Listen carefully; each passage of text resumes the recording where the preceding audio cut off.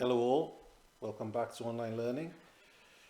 We're going to look at box and whisker plots today. It's the 7th today.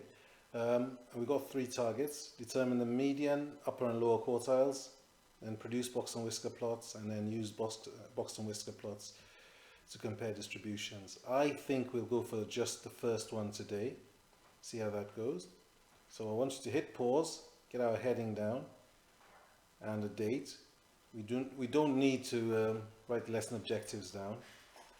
We'll use that to rag rate it a bit later on. So hit pause, copy the heading and the date down. When you're ready, hit play, and we'll move on to the starter.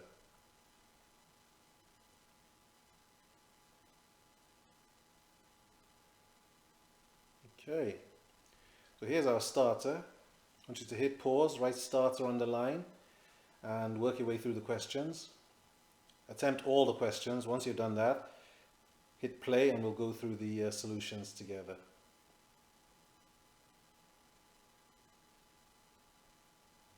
Okay, question 1.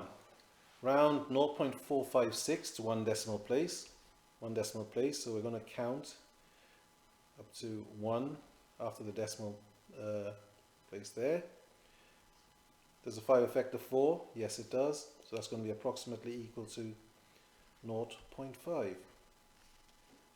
B, 0.00927 to 1 significant figure. So we look for the first non-zero term, and that's the 9. And then we place our line there because you only want 1 significant figure, so just the 1 number. Does the 2 affect the 9? No, it doesn't. So that's approximately equal to 0.009. Okay, question number 2. Express 75 as a product of prime factors in index form. So if we make a bit of space up here, we've got 75, and we're going to break it down into prime factors. What are our prime numbers? We've got 2, 3, 5, 7, 11, 13. That's enough. Does 2 go into 75? No, it doesn't. We move on to the next number, which is 3. 3 does go into 75, 25 times. We circle the 3 because it's prime. We go again. Does 2 go into 25? No, 3 doesn't either, but 5 does. So we can say 75 is equal to 3 times 5 squared. Okay. Question number 3. We've got an expression we need to simplify.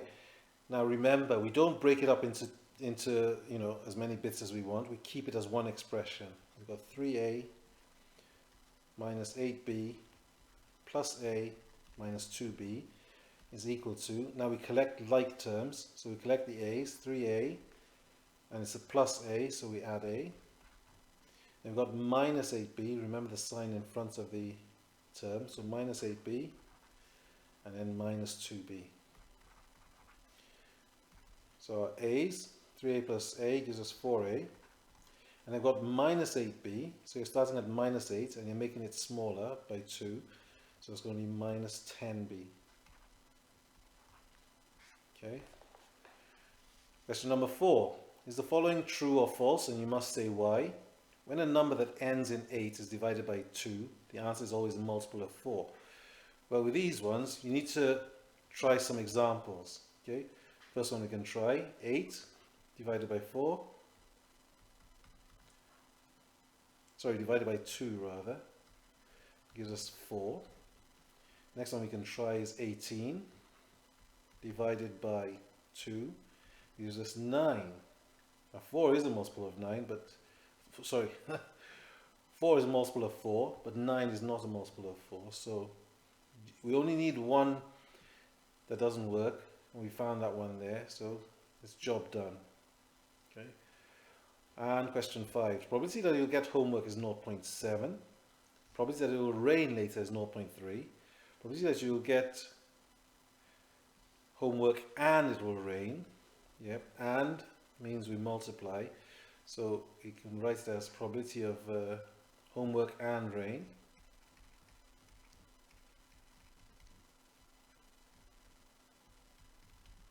That's going to be equal to 0.7 times 0.4, which gives us 0.28. Okay, so mark your work. Well, hit pause, mark your work. Once you've done that, hit play, and I think there's one more question for the starter.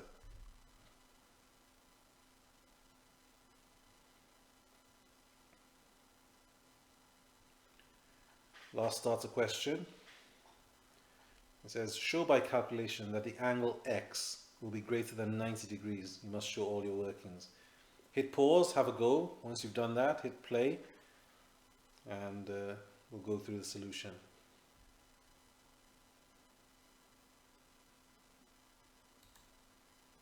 Okay, so for this question here, we're looking to show that the angle X is going to be greater than 90 degrees. In order to do that, we need to find the exterior angles of both of these shapes. First off, we need to know what both of these shapes are. Oops. So in this case here, we can draw a line down here. And this here is the exterior angle for the 1, 2, 3, 4, 5, 6, the hexagon. And here we have the exterior angle for the 1, 2, 3, 4, 5, 6, 7, 8, 9, 10 decagon. So for the hexagon, the exterior angle is going to be 360 divided by 6, 60 degrees. And for the decagon, this angle here,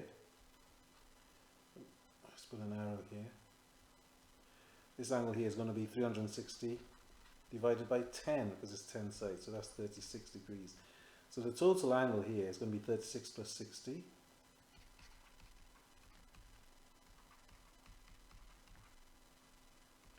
Which is 96, which is greater than 90. Okay, so hit pause, rag your starter. Once you've done that, hit play, and we'll move on.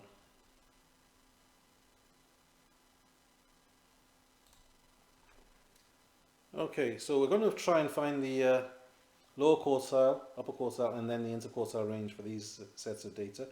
We're also going to find the median. I think it helps if we find the median in these cases. This first question here, we've got a set of data, 3, 4, and so on, up to 11. If you count how many terms we've got, 1, 2, 3, 4, 5, 6, 7, 8, 9, 10.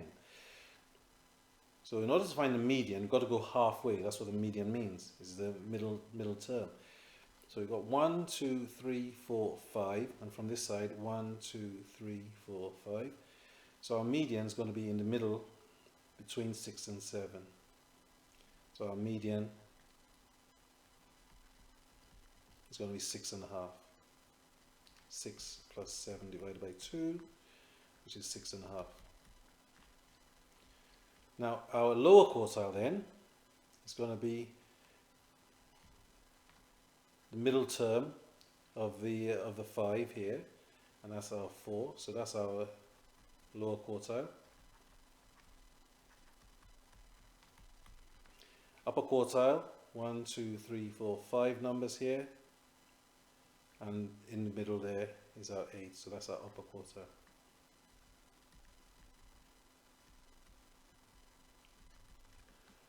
Which is 8. So our interquartile range is equal to the upper quartile minus the lower quartile, which in this case is going to be 8 minus 4. Oops, that's equal to 4, which is 4. Let's have a look at this second example here. We've got 1, 2, 3, 4, 5, 6, 7, 8 terms. So halfway, if we got 1, 2, 3, 4 here, our median is going to be in between 28 and 31. So 28 plus 31 divided by 2, which gives us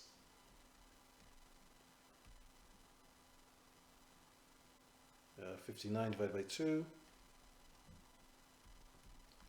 which is equal to 29.5. There's our median, which is here. Our Lower quartile, you've got 1, 2, 3, 4 terms, so it's going to be in between 25 and 27. So our lower quartile, I'll use LQ, it's going to be equal to halfway between 25 and 27 is 26.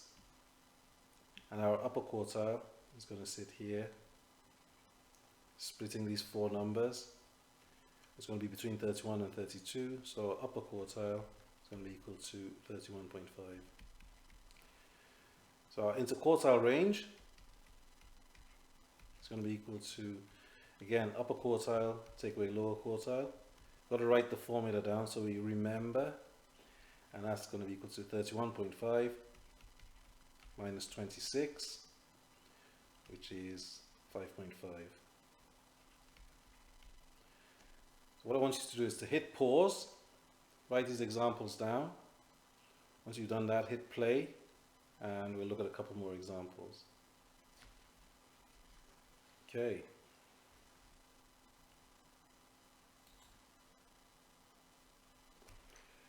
Right, so we've got a couple more examples here.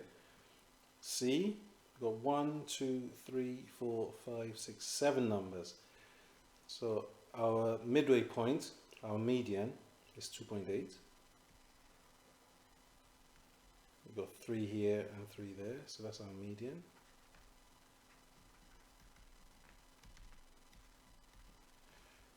And then our lower quartile, we've got 3 terms here, so in the middle of those 3, our LQ is equal to 2.4, and our upper quartile is going to be equal to 3.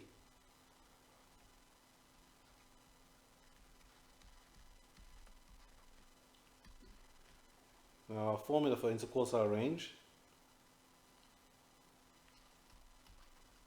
is going to be equal to UQ minus LQ.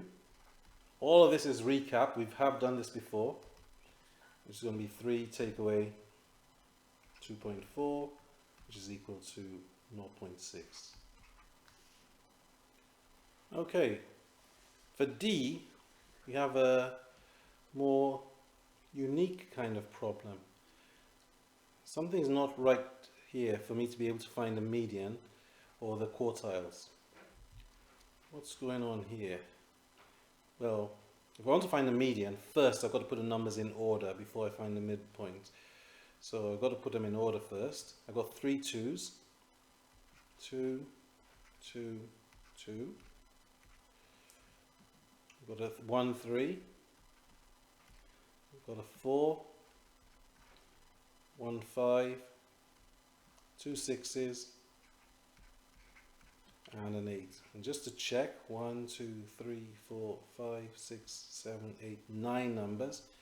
1, 2, 3, 4, 5, 6, 7, 8, 9. Good. Now halfway between them is, so I've got 9 terms. 5 is halfway, so there's my median, which is 4.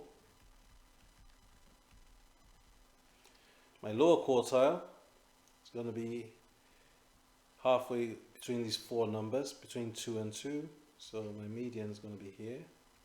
Sorry, my lower quartile.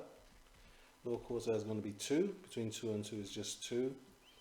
And my upper quartile between 6 and 6, which is 6. So my interquartile range, remember we've got to write the formula each time. UQ, so make sure we're familiar with it, minus LQ, which is equal to 6 take away 2, which is 4. So hit pause, write the examples down. Once you've done that, hit play, and you can do some questions for me.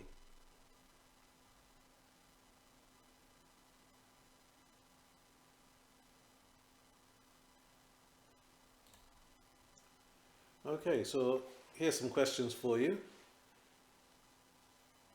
I want you to hit pause, have a go.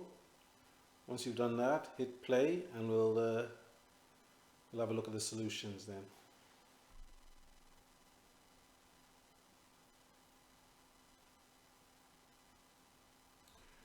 Okay, so let's have a look at some answers then. So for A, you should have a lower quartile of 6, upper quartile of 9.5, IQR of 3.5. For B, interquartile range of 3. For C, interquartile range should be 0.3. For D, put them in order first, and then your interquartile range should be 8. E, again, put them in order first, interquartile range of 0.54. And for F, put them in order first, interquartile range should be 16. Okay. So mark that, hit pause, mark those questions. Once you're ready, hit play, and we'll have a look at another example. Okay, so in this example here, we're looking at the number of items purchased one day by 23 customers in the shop, shown in the table. Find the lower quartile, upper quartile, and the interquartile range. So there's our table, and those are our items that have been purchased, 1 to 7, and this is the frequency with which they're purchased. So 6 people purchased 1 item, 3 people purchased 2, 5 purchased 3, and so on. In order to find the lower quartile and upper quartile, I need to find my cumulative frequency. So I need to complete the table. So if I complete this table, just bear with me.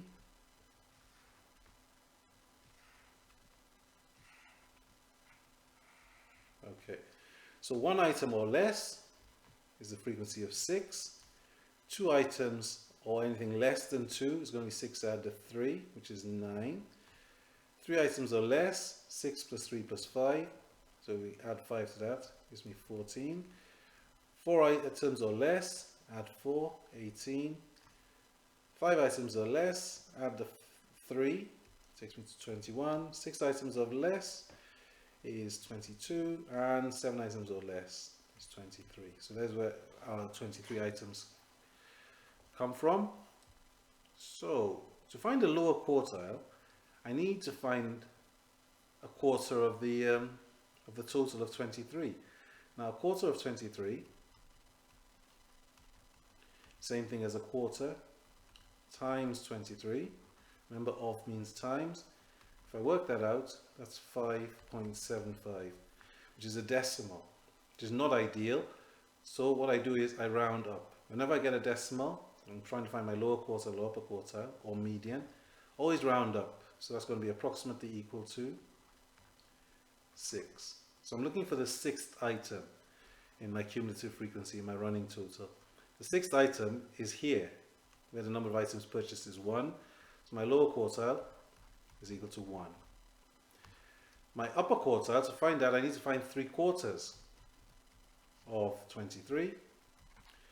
That's the same thing as 3/4 times 23, and that gives me 17.25. Again, it's giving me a decimal, so I'm going to round up. So that's going to be approximately equal to 18. So where's my 18th item arrive? There's the first 6, plus 3 is 9, plus 5 is 14. So that means the 15th to 18th items are here, where the items purchased is 4. So my upper quartile is equal to 4, because the 18th term is going to be, or the 18th item rather, it's going to appear here. So my interquartile range, remember we write the formula each time. IQR even is equal to, tell you what, let me just tidy that up.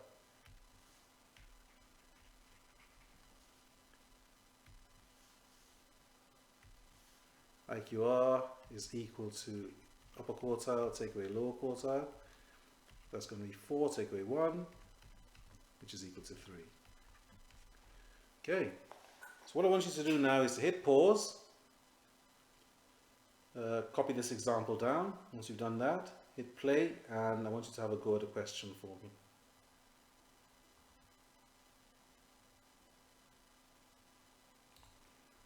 Okay, so it's your turn. What I want you to do now is to have a go at this question. So I want you to copy the table out.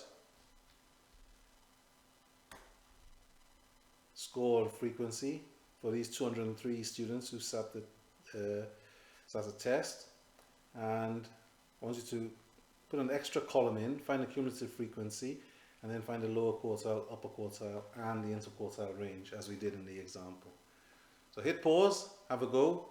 Once you've done that, hit play, and we'll have a look at the answers. Okay, so if we want to go through our answers, cumulative frequency table should look like so. So mark it, and your lower quartile then is the 51st term, which is 5. Upper quartile should give you 8, and the interquartile range is 8 take away 5, which gives you 3. Hit pause, mark that, make any corrections necessary. Once you've done that, I've got a couple of questions for you to attempt for me. Okay, so I want you to work out questions 4 and 5 for me. So hit pause, have a go at 4 and 5, and I shall post the solutions to that a little bit later. Good, well done.